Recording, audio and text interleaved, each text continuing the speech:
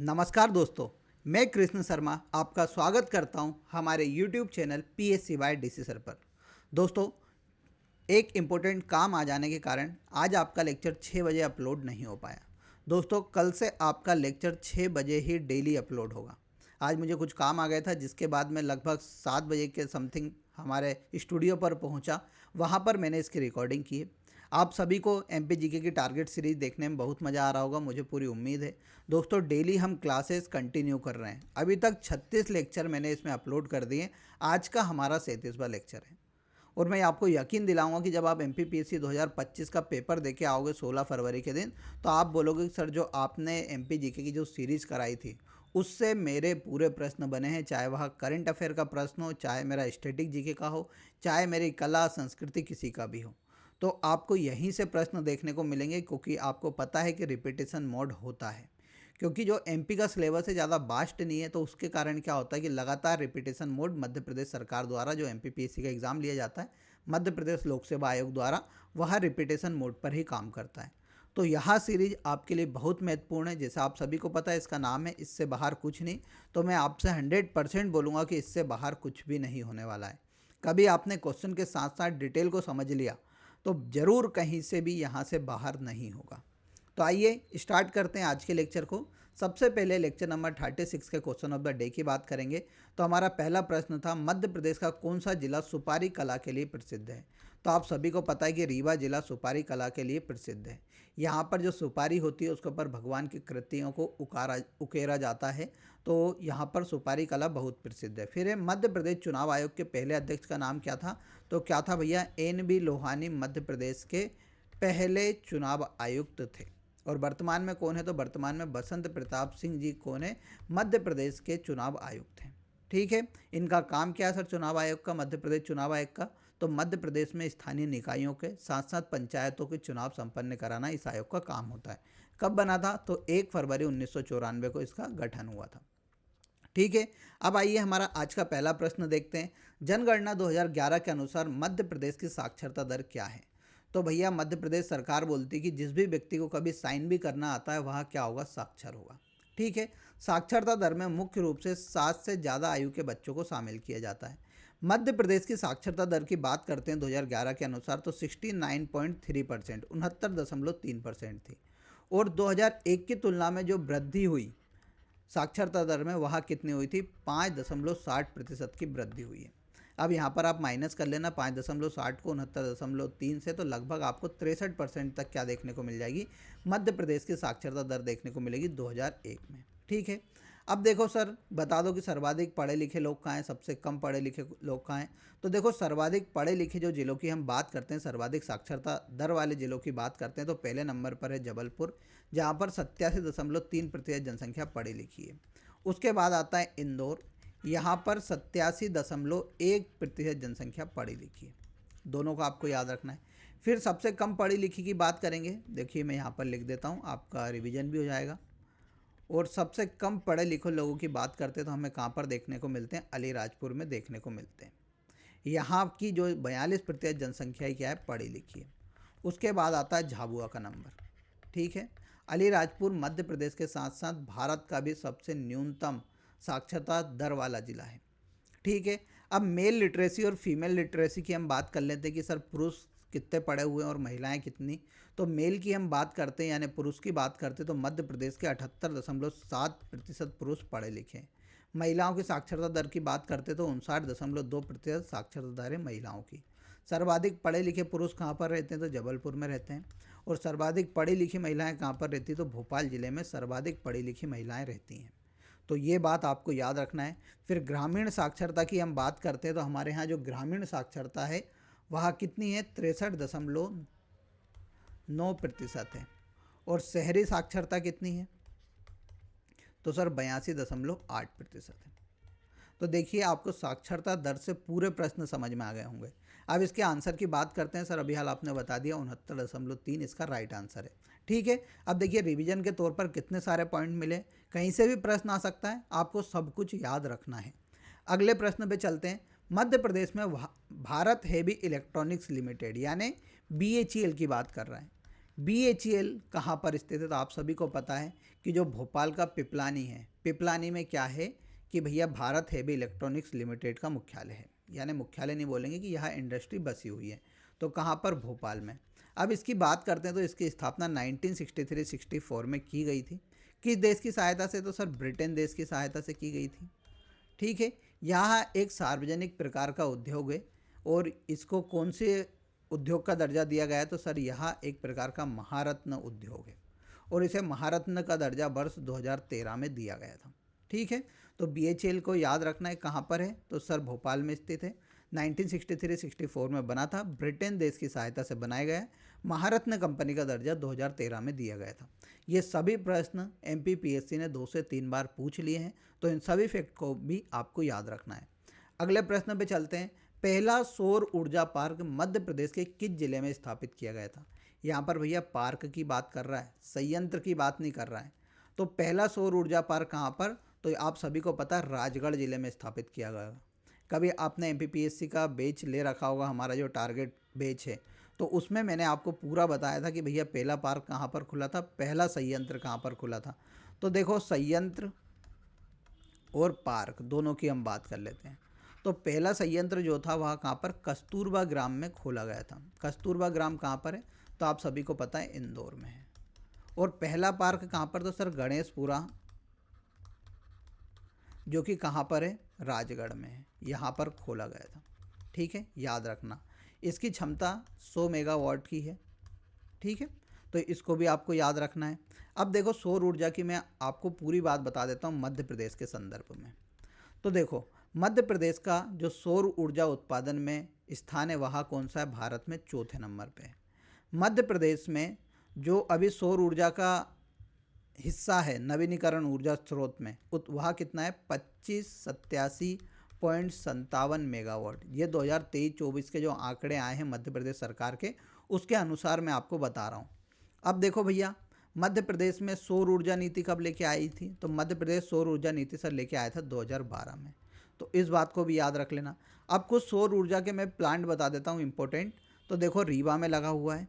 ठीक है, उसकी क्षमता कितनी है? 750 मेगावाट। फिर हमारे ओमकारेश्वर में फ्लोटिंग सोलार पावर प्लांट है। 2-3 दिन पहले जो हमारे प्रधानमंत्री नरेंद्र मोदी जी है उनके द्वारा इसका उद्घाटन किया गया है। इसकी कुल क्षमता कितनी है? 600 मेगावाट है। फिर देखो भैया नीमच में आपको 2 जगह देखने को मिलेगी बहुत फेमस, यहाँ पर किसके सोलार प्लांट लगाए गए हैं।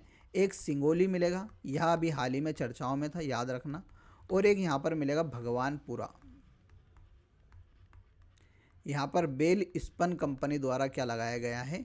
सोलार प्लांट लगाया गया है। तो इन सभी को भी याद रख लेना, आपके एग्जाम में यहाँ पर पूछा जा सकता है। करंट अफेयर में मैंने एक बात बताई थी कि पहला सौर ऊर्जा स्टोरेज प्लांट, सौर ऊर्जा स्टोरेज प्लांट कहाँ पर लगाया गया है? तो सर मुरैना में स्थापित किया जाएगा। ठीक है, तो इन सभी पॉइंट को आपको याद रखना है, आपके पेपर में कहीं से भी पूछा जा सकता है। अगले प्रश्न पे आते हैं। मध्य प्रदेश में उदय योजना का संबंध किससे है? तो इसका राइट आंसर है भैया विद्युत। अब उदय भैया ऐसा लिखा रहता है इंग्लिश में, उसका फुल फॉर्म है उज्ज्वला, उसका फुल फॉर्म है उज्ज्वल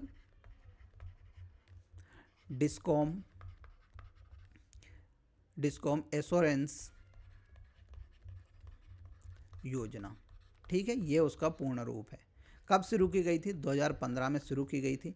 इसका उद्देश्य क्या था कि जो आपके आउटसाइड जो व्यक्ति होते हैं, यानी जो कि अपना ट्रांसमिट जो लाइन डलती हैं, बड़ी बड़ी जो लाइन लगती है, खंबे लगाते हैं, केबल्स डालते हैं, उन कंपनियों को मध्य प्रदेश सरकार द्वारा क्या दी जा रही थी? सब्सिडी दी जा रही थी। क्योंकि आप सभी को पता है कि इलेक्ट्रिसिटी विभाग में आजकल ठेकेदारी सिस्टम चलता है कि ठेकेदार बना देते हैं कि भैया इस क्षेत्र का पूरा जो बिजली का जो भी समस्या आएगी वो सब आप संभालेंगे।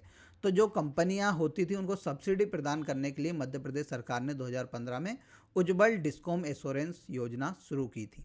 तो याद रखना उदय योजना का संबंध किससे? विद्युत से है। अगले प्रश्न पे आते हैं। 52 अंतर्राज्यीय सिंचाई परियोजना जिन राज्यों की संयुक्त परियोजना है वहाँ है। तो मैंने कितने अच्छे से बताया था कि बेनगंगा नदी जो है उसकी एक सहायक नदी है बावनथड़ी। क्या है? बावनथड़ी है। और बावनथड़ी के ऊपर ही बालाघाट में क्या बनाया गया है? तो सर उसके ऊपर बनाया गया है बावनथड़ी सिंचाई परियोजना, जिसे हम किस नाम से भी जानते हैं? राजीव सागर के नाम से भी जानते हैं। ये सभी मैंने बताया था। अब यह नदी का जो बहाव है यानी जो अपवाह क्षेत्र है वह मध्य प्रदेश और महाराष्ट्र में हमें देखने को मिलता है। तो 52 परियोजना मध्य प्रदेश और महाराष्ट्र राज्य की क्या हो जाएगी, संयुक्त परियोजना हो जाएगी। तो इसका राइट आंसर क्या है, बी वाला। महाराष्ट्र के साथ हमारी एक और संयुक्त परियोजना है बाघ परियोजना, जो कि बाघ नदी पर बनी हुई है। वह भी मध्य प्रदेश और महाराष्ट्र के बीच क्या है, एक संयुक्त परियोजना है। मध्य प्रदेश और राजस्थान के बीच में आप सभी को पता है गरज, कौन कौन सी, गांधी सागर, राणा प्रताप, जवाहर सागर, और अभी हाल ही में कौन सी, चंबल, काली सिंध और पार्वती। ये 3 नदी की संयुक्त परियोजना भी हमने किसके साथ, राजस्थान के साथ करी है। मध्य प्रदेश, गुजरात व राजस्थान के साथ कुछ भी नहीं है सर, पर मैं इसमें महाराष्ट्र मिला दूंगा। तो सर एक हमारी हो जाएगी सरदार सरोवर परियोजना, ये इन 4 राज्यों के मध्य हो जाएगी। ठीक है, तो याद रखना भैया, इन सभी को आपके पेपर में आ सकता है। मध्य प्रदेश और उत्तर प्रदेश के साथ तो सर माता टीला बांध, जिसे राजघाट बांध बोलते हैं, वहाँ मध्य प्रदेश और उत्तर प्रदेश की संयुक्त परियोजना है। फिर केन बेतवा लिंक परियोजना भी मध्य प्रदेश और उत्तर प्रदेश की संयुक्त परियोजना है, जिसका हाल ही में शिलान्यास किया गया दोधन बांध का, पन्ना छतरपुर सीमा पर उसे बनाया गया है। अगले प्रश्न पे आते हैं। मध्य प्रदेश में विधानसभा का सदस्य बनने के लिए आवश्यक न्यूनतम आयु कितनी होनी चाहिए। तो देखो, कभी आपको विधानसभा में बन के जाना है यानी विधायक बनना है, तो विधायक बनने के लिए आपकी उम्र होनी चाहिए मिनिमम कितने, 25 साल। जो अनुच्छेद 170 है किसका, संविधान का, उसमें विधानसभा की संरचना की बात की गई है। उसी में कहा गया है कि कभी विधानसभा का सदस्य आपको बनना है तो आपको मिनिमम 25 साल का होना चाहिए। तो मध्य प्रदेश में वर्तमान विधानसभा सदस्य कितने हैं, तो सर 230 है, जिसमें से एसटी के जो हैं वह 47 है, और जो एससी के हैं उनके लिए 35 सीटें आरक्षित हैं। यानी कुल 82 सीटें हमारे यहाँ अनुसूचित जाति जनजाति के लिए आरक्षित है, आपको याद रखना है। और मैंने 1956 में बताया था कि मध्य प्रदेश की पहली विधानसभा का गठन कब हुआ था, 1956 में, जिसका कार्यकाल 1957 तक चलता है। और इस दौरान हमारे यहाँ कितने सदस्य थे, तो कुल 288 सदस्य थे। मध्य प्रदेश की विधानसभा भवन का नाम नए का क्या नाम है, इंदिरा गांधी विधानसभा भवन है। पुराने का मिंटो हॉल था, जिसका नाम बदलकर कुशाभाऊ ठाकरे भवन कर दिया गया। देखो, इंदिरा गांधी भवन की बात भी सुन लो कि 1982 में उसकी आधारशिला रखी गई थी। 1996 में उसका क्या किया गया था, उद्घाटन, किसके द्वारा, भारत के उस टाइम के तत्कालीन राष्ट्रपति थे शंकर दयाल शर्मा मध्य प्रदेश आते हैं और 1996 में इंदिरा गांधी विधानसभा भवन का क्या करते हैं, उद्घाटन करते हैं। वह भारत के 90 नंबर के राष्ट्रपति थे और कहाँ से थे, भोपाल से संबंधित थे। तो ये सभी आंकड़े भी याद रख लेना। अगले प्रश्न पे आते हैं, पुष्प की अभिलाषा के लेखक कौन थे। तो देखो भैया, पुष्प की अभिलाषा आप सभी को पता है कि एक भारतीय आत्मा के नाम से जाना जाता है। उनकी एक कविता है, तो वह कौन है एक भारतीय आत्मा, माखन लाल चतुर्वेदी जी हैं। तो पुष्प की अभिलाषा आप सभी को पता है कि इन्होंने कहाँ पर, बिलासपुर जेल में लिखी थी कि चाहा नहीं मैं सुरबाला के गहनों में गूथा जाऊं, चाहा नहीं मैं बिंद पैरी को ललचाऊं, मुझे तोड़ लेना बनवाली उस पद पर तुम देना फेंक, मातृभूमि पर शीत चढ़ाने जिस पद पर जाएं वीर अनेक। तो उन्होंने उस कविता में पुष्प की अभिलाषा बताई थी कि पुष्प की अभिलाषा ये नहीं है कि मैं किसी भी लड़की के बालों में लग जाऊं, ठीक है, या किसी बिंद प्यारी को मैं ललचाने के लिए किसी लड़की को दो तो वह लालच में आ जाए। मैं ऐसे, मेरी बिल्कुल भी अभिलाषा नहीं है। मेरी अभिलाषा क्या है कि मैं भैया जो शीत चढ़ाने जा रहे हैं भारत माता के ऊपर, उन सभी के ऊपर चढ़ूं। तो ये पुष्प की अभिलाषा उनके द्वारा लिखी गई थी। बहुत अच्छी कविता थी, पहले आप सभी ने पढ़ रखी होगी। तो ऐसे भैया अपने अभिलाषा को भी अच्छी बनाओ। अपनी अभिलाषा ये ना बनाओ कि भैया सरकारी नौकरी लगा के मैं भ्रष्टाचार करूँगा, पैसे वाला बन जाऊँगा। अपनी अभिलाषा लाओ कि भैया मैं लोगों की सहायता करूँगा और अच्छे अच्छे काम करूँगा दुनिया में। तो ये कुछ अच्छी अभिलाषाएँ अपने अंदर लाओगे तो आपके साथ भी पॉजिटिव होगा ज़रूर। ठीक है, अब देखो माखनलाल चतुर्वेदी की हम बात कर लेते हैं। इन्हें एक भारतीय आत्मा के नाम से भी जाना जाता है। सबसे पहले ये बात याद रखना, इनका जन्म जो होता है वह कहाँ पर होता है, बाबई ग्राम। कहाँ पर, बाबई ग्राम में होता है। और बाबई ग्राम का नया नाम क्या है, माखन नगर। ठीक है, और ये कहाँ पर पड़ता है, तो ये पड़ता है नर्मदापुरम जिले में। ठीक है, अब देखो इनकी कुछ हम अन्य कविताओं या पुस्तकें या उपन्यास की हम बात कर लेते हैं इनके द्वारा लिखी गई। तो देखो, अमीर गरीब इरादे सबसे पहले याद रखना।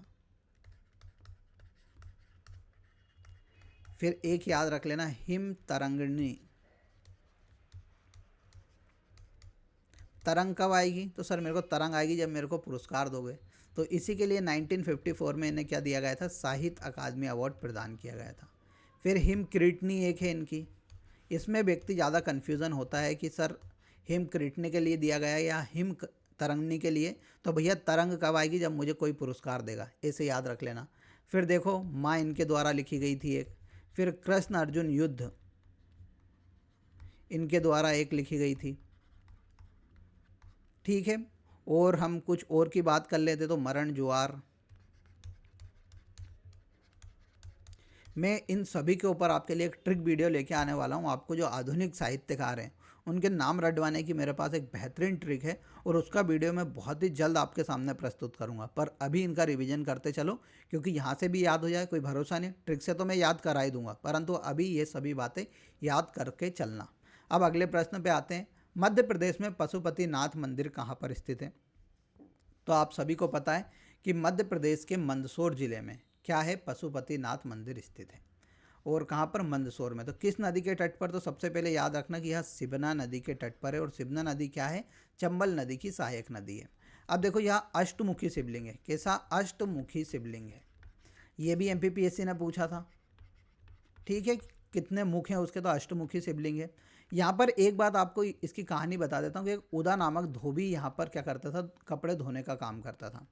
तो उसके सपने में एक बार भगवान आते कि भैया जो सिमना नदी वहाँ पर एक पत्थर है, उस वहाँ अष्टमुखी है और वहाँ मेरा रूप है। भगवान शंकर उसके सपने में आके ऐसा बोलते हैं। उस पर एक धोबी डेली कपड़े धोता है। तो भगवान बोलते हैं वहाँ मेरा रूप है भैया, तुम उस पत्थर को लेके निकालो और उसकी क्या करो? स्थापना करो। तो भैया उदय नामक धोबी के जो सपने में आते वहाँ जाता है, तो उसे अष्टमुखी क्या मिलता है? एक शिवलिंग मिलता है। उसकी स्थापना फिर प्रत्यागानंद नामक एक व्यक्ति होते हैं उस टाइम, उनके द्वारा की जाती है। और जो मंदिर बनाया जाता है वह किसके द्वारा? राजमाता विजया राजे सिंधिया द्वारा उस मंदिर का निर्माण किया जाता है। क्योंकि जो विजया राजे सिंधिया हैं वह मेनली जो नेपाल का एक घराना है, बहुत प्रसिद्ध राजा महाराजाओं के घराना है, उससे संबंधित हैं। तो पशुपतिनाथ आप सभी को पता है नेपाल में है, तो उनके द्वारा इस मंदिर का निर्माण कराया गया था, पशुपतिनाथ मंदिर का। तो ये कहानी भी आप याद रख लेना। अगले प्रश्न पे चलने से पहले मैं टेस्ट सीरीज की बात बता दूं। तो भैया कल है कितनी? 28 तारीख। और 28 तारीख के दिन आपका एक पेपर है। कौन सा? मध्य प्रदेश का भूगोल। कभी इस पेपर को आपको देना है तो भैया इस टेस्ट सीरीज को ज्वाइन कर लो। मात्र 99 रुपये की टेस्ट सीरीज है, और इसमें मैं आपको पीडीएफ भी दिलवाऊंगा। साथ साथ पीएससी बाय डीसी सर की एप्लीकेशन डाउनलोड करो, यहाँ पे इसे आसानी से मिल जाएगा। कोई भी दिक्कत आती थी, ये नंबर दिया हुआ है, इस पर कॉन्टैक्ट कर लो। यूनिट वाइज आपको 15 टेस्ट मिलेंगे, तो यूनिट वाइज का एक भाग है मध्य प्रदेश का भूगोल। फिर देखो उसके बाद यहाँ पर आपको एफएलटी मिलेगी। क्या मिलेगी? एफएलटी मिलने वाली है, और एफएलटी कितनी मिलेगी? टोटल 20 मिलेगी। तो आपकी 29 तारीख के दिन क्या है? एफएलटी है। तो आप सभी को इसके लिए तैयार रहना है। एक हमारा पैकेज है 299 का, उसमें मैं आपको बता दूं तो कि उसमें 14,000 आपको टॉपिक वाइज क्या मिलने वाले हैं? प्रश्न मिलने वाले हैं सॉल्व के लिए। कभी आपको 299 वाली ज्वाइन करना है तो उसे ज्वाइन कर लो, या 99 वाली करना है तो उसे कर लो। तो आपके ऊपर है, तैयार रहना। कल टेस्ट है भैया, तो इस टेस्ट सीरीज को ज़रूर देना। और देखोगे आप भूगोल, कभी एक बार उस टेस्ट को दे लोगे ना तो आपको समझ में आ जाएगा सर मेरा पूरा रिवीजन हो चुका है, ठीक है। अब देखो ये अपना शेड्यूल है। तो ये रहा भैया टेस्ट नंबर 11 मध्य प्रदेश का भूगोल 28 तारीख के दिन, तो तैयार रहना, ठीक है। उसके बाद 29 तारीख के दिन आपकी एफएलटी है, उसके लिए भी आपको तैयार रहना है। चलो भैया आगे आते हैं। मध्य प्रदेश की प्रसिद्ध लोक गायिका कौन है? तो देखो भैया यहाँ पर इसने प्रश्न कैसा बना दिया था? तीजन बाई के कारण यह प्रश्न बनाया गया था। तो पहले क्या 2000 से पहले भैया छत्तीसगढ़ मध्य प्रदेश में ही आता था, इसलिए उन्होंने यह प्रश्न बना दिया था कि भैया प्रसिद्ध लोक गायिका कौन है? तो तीजन बाई। तो इसके ऊपर भैया क्या लगाया जाता है? गलत कर देते हैं इस प्रश्न को। क्यों? क्योंकि तीजन बाई का जन्म कहाँ पर हुआ है? छत्तीसगढ़ में हुआ है, ठीक है। इसलिए इस प्रश्न को एमपीपीएससी ने गलत कर दिया था। तो आ जाओ मैं एक ऑप्शन बता देता हूँ। तो तीजन बाई मुख्य रूप से पांडवनी गायक के लिए प्रसिद्ध है, ये तो आप सभी को पता हुआ होगा, ठीक है। इन्हें पद्मश्री, पद्म विभूषण, पद्म भूषण सभी अवार्ड भारत सरकार द्वारा प्रदान किए जा चुके हैं। तो तीजन बाई को आपको याद रखना है, छत्तीसगढ़ में जन्म हुआ था। मालती जोशी का जन्म मेनली यूपी में होता है। यह इंदौर के होलकर कॉलेज से पढ़ी हुई हैं। अभी हाल ही में इनका जून या जुलाई 2024 में निधन होता है, और भारत सरकार द्वारा इन्हें मेनली 2018 में क्या दिया गया था? पद्मश्री पुरस्कार दिया गया था। तो इनके बारे में भी आपको याद रखना है, ठीक है। फिर सुभद्रा कुमारी चौहान तो आप सभी को पता है, स्वतंत्रता सेनानी, जिनका जन्म यूपी में हुआ था, पर विवाह किसके साथ हुआ था? तो खंडवा में इनका विवाह हुआ था। फिर इनके द्वारा आप सभी को पता है कि बहुत सारी कहानियाँ लिखी गई थी। लक्ष्मीबाई के ऊपर लिखी गई है, राखी की चुनौती लिखी गई है, मुकुल लिखी गई है, त्रिधारा लिखी है, तो ये सभी सुभद्रा कुमारी चौहान ने लिखी थी। तो तीजन बाई के हिसाब से यह प्रश्न दे दिया था, परंतु बाद में लोगों ने इसके ऊपर भैया लगाया कि भैया तीजन बाई का जन्म तो छत्तीसगढ़ में हुआ है, तो राइट आंसर आप तीजन बाई कैसे मान सकते हो, तो इसे क्या कर दिया था, MPPSC ने डिलीट कर दिया था। अगले प्रश्न पे जाओ। तांत्या भील ने किस प्रसिद्ध क्रांतिकारी स्वतंत्रता संग्राम सेनानी से आक्रमण की गोरिल्ला युद्ध शैली सीखी थी? तो भैया गोरिल्ला युद्ध शैली जिन्होंने सीखी तांत्या भील ने किससे, तात्या टोपे से सीखी थी। आ जाओ एक एक समझ लेते हैं। तांत्या भील का नाम आप सभी को पता है, तांत्या बोलते हैं, तात्या बोलते हैं, मामा के नाम से इन्हें संबोधित करते हैं। इनका जन्म जो होता है वह कहाँ पर होता है, तो सर अहिर बड़ौद नामक एक गाँव है, कहाँ पर, और वहाँ है सर हमारे खंडवा ज़िले में, वहाँ पर इनका जन्म होता है। 1857 की क्रांति में यह मुख्य भूमिका निभाते हैं, भील जनजाति से संबंधित थे। फिर इन्हें आप सभी को पता है कि फांसी कहाँ दी जाती है, जबलपुर जेल में इनको फांसी दे दी जाती है। फिर इनकी जो बॉडी होती है, जो या इनका शहीद या पार्थिव शरीर होता है, उसे पाताल पानी में लाके अंग्रेज फेंक देते हैं उस दौरान, तो इसीलिए इनकी समाधि स्थल कहाँ पर है, पाताल पानी में इनका समाधि स्थल है। पाताल पानी रेलवे स्टेशन का नाम बदलकर भी हाल ही में तांत्या भील रेलवे स्टेशन भी कर दिया गया है, तो ये सभी बातें याद रखना। तात्या टोपे की बात करते हैं तो इनका मूल नाम क्या था, रामचंद्र पांडुरंग, ठीक है, इनका मुख्य नाम था रामचंद्र पांडुरंग। इनने 1857 की क्रांति में शिवपुरी से मुख्य रूप से क्या किया था, योगदान दिया था। अब उसके बाद 1858 में जब ये पकड़ा जाते हैं तो लगभग मेरे हिसाब से 18 अप्रैल 1858, 18 अप्रैल 1858 में इनको कहाँ पर, शिवपुरी में फांसी दे दी जाती है। तो तात्या टोपे का जो समाधि स्थल है वर्तमान में वो कहाँ पर हमें देखने को मिलता है, तो वह हमें शिवपुरी में देखने को मिलता है। ये सभी बातें आपको याद रखना है।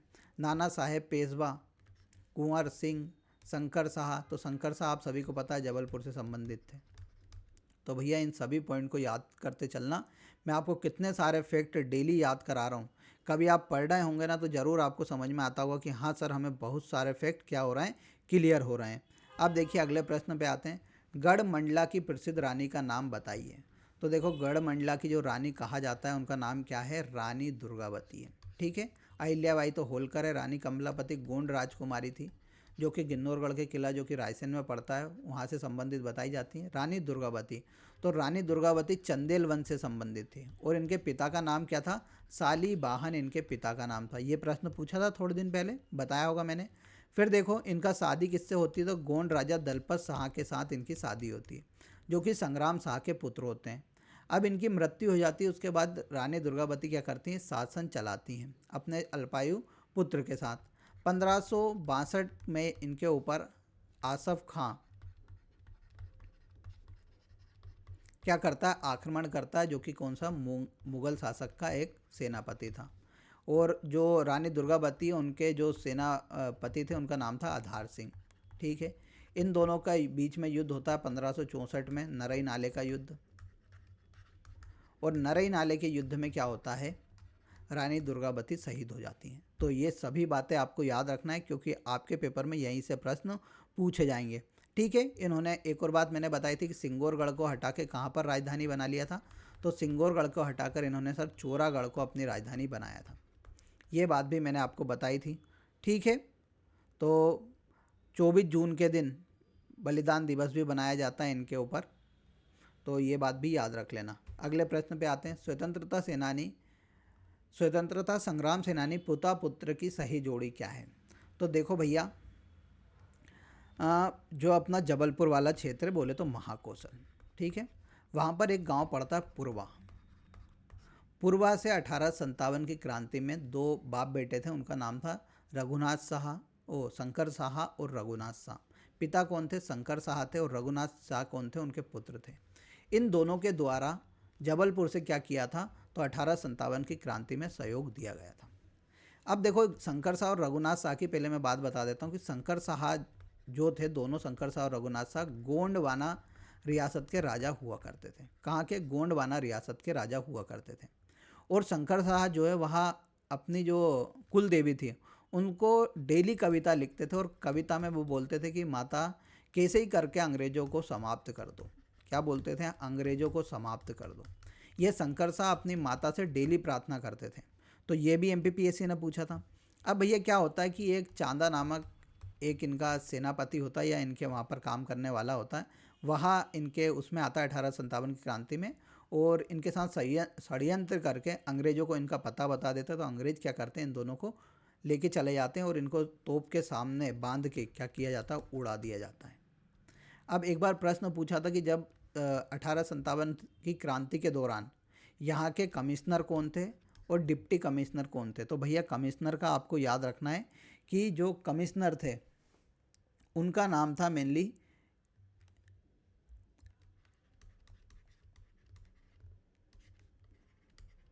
इरेस्किन।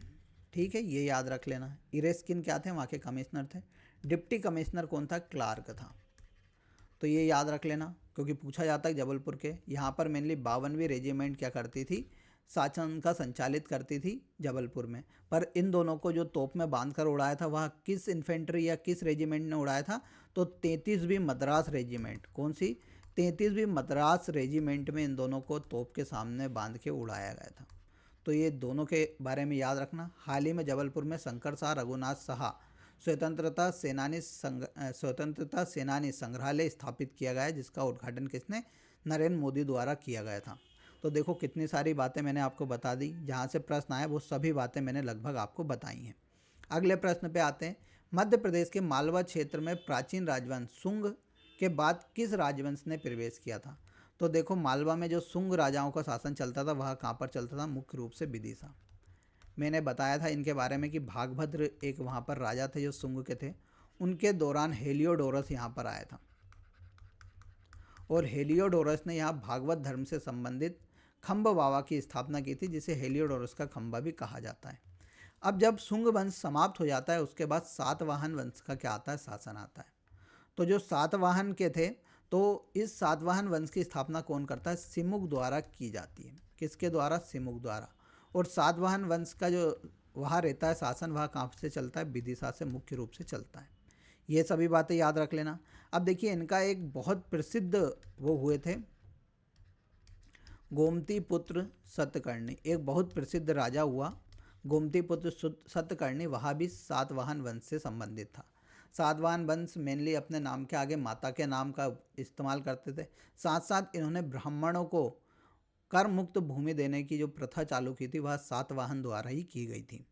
अब देखो एक और बात याद रख लेना कि इन्होंने शकों को हराया था उज्जैन में। ठीक है, फिर जो इनका जो सतकर्णी था उसके सिक्के कहाँ से मिलते हैं, तो उसके सिक्के हमें मुख्य रूप से उज्जैन से प्राप्त होते हैं। ठीक है, गोमतीपुत्र सतकर्णी के सिक्के कहाँ से, उज्जैन से हमें मिलते हैं। अगले प्रश्न पे आ जाओ कि बाबर द्वारा चंदेरी पर किए गए आक्रमण के दौरान वहाँ का राजपूत शासक कौन था। तो देखो इसे चंदेरी का युद्ध कहा जाता है। ठीक है, और यह कब होता है, तो सर ये युद्ध जो होता है वह 29 जनवरी 1528 को होता है। कहाँ पर, चंदेरी अशोकनगर में। उस दौरान यहाँ का जो राजा रहता है एक चंदेल राजकुमार या राजपूत राजकुमार या राजा बोल दो, मेदिनी राय होता है। कौन होता है, मेदिनी राय यहाँ का क्या होता है, शासक होता है। बाबर इसके ऊपर आक्रमण कर देते हैं। उसका कारण रहता है कि बाबर इनसे बोलता है, बाबर को मेनली ग्वालियर का किला जीतना होता है। तो बाबर मेदिनी राय से बोलता है कि आप चंदेरी का किला मेरे को सौंप दो और उसके स्थान पर शमशाबाद का किला आप रख लो। पर मेदिनी राय क्या करता है, मना कर देता है कि नहीं, मैं आपको शमशाबाद का किला नहीं दूंगा। इसके कारण बाबर क्या करता है, मेदिनी राय को चंदेरी के युद्ध में पराजित कर देता है और चंदेरी का किला अपने अंडर में ले लेता है। तो इसका राइट आंसर तो मेदिनी राय हो जाएगा। फिर देखो यहाँ पर एक बात याद रखना कि जो मेदिनी राय थी उसकी बीवी थी मणिमाला, या उनकी रानी थी मणिमाला। उनके द्वारा जब यहाँ चंदेरी का युद्ध खत्म हो जाता है तो क्या करता है, जो बाबर होता है वह काट पीट चला देता है, यहाँ पर रानियों को लूटने लगता है। तो यहाँ पर लगभग 1600 रानियाँ क्या कर लेती, जौहर कर लेती। तो याद रखना किसमें, राजकुमारी कौन थी, मणिमाला। इस दौरान तो उनके साथ 1600 लोग क्या कर लेते हैं, जौहर कर लेते हैं। तो यहाँ पर क्या जौहर कुंड बना हुआ है। फिर एक और बात आपको याद रखना है कि मेनली कि यहाँ पर खूनी दरवाज़ा है, खूनी दरवाज़ा है। इसके बारे में ऐसा कहा जाता है कि जब बाबर एक दूसरे को काट रहा था, यानी मेदिनी राय को पराजित कर देता, उसके बाद मार काटते हुए जाता है, तो यहाँ पर एक खूनी दरवाज़ा बना हुआ है। ये भी बात आपको याद रखना है। अब अगले प्रश्न पे आ जाओ। तिरोड़ी एवं रमरमा जिस खनिज निक्षेप के लिए प्रसिद्ध है वहाँ है। तो मैंने पहले भी बताया था, त्रिवेणी और रमरमा की जो खदान है वह बालाघाट में स्थित है। और बालाघाट में कौन सा अयस्क मिलता है सर? चूना पत्थर नहीं मिलता है, हीरा नहीं मिलता है, लोहा नहीं मिलता है, हमें मैग्नीज ज़रूर मिलता है। तो मैग्नीज की यह खान हो जाएंगी। अब मैग्नीज की सबसे बड़ी खान क्या है? तो सर भरवेली की खान है, जो कि एशिया की सबसे बड़े खुले मुंह की खान है। वह भी किससे? मैग्नीज से संबंधित है। ठीक है, फिर कुछ अन्य खदानों के बारे में मैं आपको बताऊं तो यहाँ पर मेनली हमें कौन कौन सी खदानें मिलने वाली है भैया? तो यहाँ पर हमें मिलेगी भरवेली, मैंने आपको बता दिया, पलस पानी की मिलेगी, पलस पानी। ठीक है, जामरा पानी की भी हमें देखने को मिलेगी। फिर सीता, पठोर, चाकाहेटी, ये सभी कहानी किसकी है? मैग्नीज से संबंधित है, याद रख लेना। और मैग्नीज उत्पादन में हमारा कौन सा नंबर है? तो मैग्नीज उत्पादन में हमारा पहला नंबर है, ये भी बात आपको याद रखना है। अब आ जाओ अगले प्रश्न पे। मध्य प्रदेश में बॉक्साइट निक्षेप के लिए महत्वपूर्ण स्थान कौन सा है? तो आप सभी को पता है कि सर बॉक्साइट निक्षेप हमें मुख्य रूप से बेहर पठार में देखने को मिलते हैं। और बेहर पठार कहाँ पर है? बालाघाट में। सर मझगवा जो क्षेत्र है आपने बता रखा है कि हीरा के लिए है। मालवा में सर हमें कोई खनिज नहीं मिलता है। ठीक है, तो बेहट बोलते हैं, बेहड़ का पठार भी बोलते हैं। बालाघाट में वह बॉक्साइट निक्षेप के लिए जाना जाता है। अब देखो बॉक्साइट की बात करते हैं तो बॉक्साइट का सर्वप्रथम उत्पादन 1908 में कहाँ पर किया गया था? कटनी में किया गया था। और देखो अनूपपुर से, कटनी से, शहडोल से यहाँ पर क्या होता है? बॉक्साइट का उत्पादन किया जाता है। और शहडोल में सरगुजा की एक खान है। शहडोल में कौन सी? सरगुजा की एक खान है। वह किससे संबंधित है? तो वह हमारे बॉक्साइट से संबंधित है। और बॉक्साइट किसका अयस्क है? तो बॉक्साइट सर आपने बताया था एल्यूमिनियम का अयस्क है, ये भी मैंने आपको पहले बताया था। और जो अमरकंटक अनूपपुर में भी हमें बॉक्साइट मिलता है। और अमरकंटक अनूपपुर से जो निकलता है बॉक्साइट, उसे कहाँ पर पहुँचाया जाता है? तो रेणुकूट, जो कि उत्तर प्रदेश में, वहाँ पर एल्यूमिनियम का एक उद्योग लगा हुआ है, वहाँ पर मेनली पहुँचाया जाता है जो अमरकंटक से निकलने वाले बॉक्साइट को। ठीक है, अगले प्रश्न पे आते हैं। मध्य प्रदेश में वर्ष 2019-20 में सर्वाधिक विद्युत उपभोग निम्नलिखित में से किस क्षेत्र में हुआ है? तो भैया कृषि क्षेत्र में ही सर्वाधिक होता है हमारे यहाँ, क्योंकि कृषि लगभग हमारे यहाँ 72% जनसंख्या करते हैं। सर्वाधिक उपभोग भी कहाँ पर होता है? कृषि में ही होता है। अगले प्रश्न पे आ जाओ। जनवरी माह में कौन सी समताप रेखा मध्य प्रदेश को उत्तरी और दक्षिणी भागों में बांटती होगी? तो सर हमारे यहाँ एक है कर्क रेखा। और गर्मियों के दिनों में ऐसा कहा जाता है कि जो सूरज होता है वह कहाँ पर रह जाता है? कर्क रेखा के समांतर रह जाता है। ये बात तो आपको समझ में आ जाएगी। कर्क रेखा की डिग्री कितनी है सर? 23.5 डिग्री है। तो यहाँ पूछ रहा है कि मध्य प्रदेश को किन दो भागों में बांटती होगी? तो सर यहाँ पर लगभग 23.5 की राइट साइड में ढूंढ लेता हूँ तो मेरे को मिल जाएगी 21 डिग्री। तो इसका राइट आंसर क्या हो जाएगा? 21.1 डिग्री सेल्सियस। 17 नहीं होगा, 15 नहीं होगा, 12 नहीं होगा, क्योंकि हमारे यहाँ 12, 15, 17 तो सर ठंड में मुख्य रूप से हमें देखने को मिलता है। तो याद रखना 23 डिग्री राइट साइड आता है, 20 डिग्री आंसर आता है। तो आपको 20 डिग्री ही आंसर लगा के आना है गर्मियों के दिनों के हिसाब से। अगले प्रश्न पे चलते हैं। जिला छिंदवाड़ा के पतालकोट में निम्नलिखित में से कौन सी जनजाति निवास करती है? तो आप सभी को पता है पतालकोट मुख्य रूप से भारिया जनजाति से संबंधित है। भारिया को आप सभी को पता है कि यहाँ अपने आप को द्रविडियन मूल का बताती है, ये सभी आपको जानना है। विशेष पिछड़ी जनजाति या मध्य प्रदेश की और भारत की। फिर देखो इनको जंगलियों को जंगली कहा जाता है और भार ढोने वाला भी कहा जाता है। ठीक है, ये भी याद रख लेना। अब देखो इनकी उपजाति की हम बात करते हैं तो इनकी उपजाति हमें कौन कौन सी सर? भूमिया है, पंडो है, भूईहार है और पाटलिया है। पाटलिया भीलों में भी होती है, इसमें भी होती है। ठीक है, फिर देखो कुछ और बात याद रख लो कि इनके युवा गिरे को क्या कहा जाता है? तो इनके युवा गिरोह को रंग भंग के नाम से जाना जाता है। फिर बोली कौन सी बोलते हैं? तो सर ये बोली जो बोलते हैं उसका नाम है भरनोटी। ठीक है, फिर देखो भैया नृत्य कौन सा करते हैं? तो सर ये नृत्य करते हैं भड़म सेतम, जिसे भड़म सेलम भी लोग बाग लिखते हैं। भड़म सेतम ये नृत्य करते हैं। ये भगवान कौन से पूछते हैं? तो राजा कर्णदेव को अपना पूर्वज बताते हैं। राजा कर्णदेव को अपना क्या बताते हैं? पूर्वज बताते हैं। अगले प्रश्न पे जाओ। निम्नलिखित नदियों में से कौन सी नदी मध्य प्रदेश में यमुना बेसिन का भाग नहीं है? अब यहाँ पर उसने गंगा यमुना नहीं पूछा है, क्या पूछा है? यमुना बेसिन का भाग नहीं है। तो यहाँ पर सोन नदी किसका भाग है? तो सर सोन नदी तो गंगा बेसिन का भाग है, क्योंकि यह गंगा की सहायक नदी है। तो इसका राइट आंसर क्या हो जाएगा? डी वाला। देखो चंबल आपने सुन रखी, यमुना में जाके मिलती। केन आपने सुन रखी, यमुना में। पर पेसुनी को नहीं सुन रखा होगा, तो पेसुनी नदी की बात सुन लो। तो पेसुनी नदी का जो उद्गम है वह कहाँ पर होता है? चित्रकूट सतना से होता है। ठीक है, तो पेसुनी नदी कहाँ पर है? चित्रकूट सतना में। पर याद रखना चित्रकूट मंदाकिनी नदी के किनारे बसा हुआ है। तो पेसुनी नदी भी आपको याद रखना यमुना नदी की सहायक नदी है, जो कि चित्रकूट से उद्गमित होती है। अब अगले प्रश्न पे आ जाओ। मुकार्ता गाज किस नदी से संबंधित है? तो मुकार्ता गाज हमारे चंबल नदी से संबंधित है। मध्य प्रदेश की दो नदी चंबल और ताप्ती, दोनों नदी बिहाड़ों का निर्माण करती है, ये बात भी आपको याद रखना है।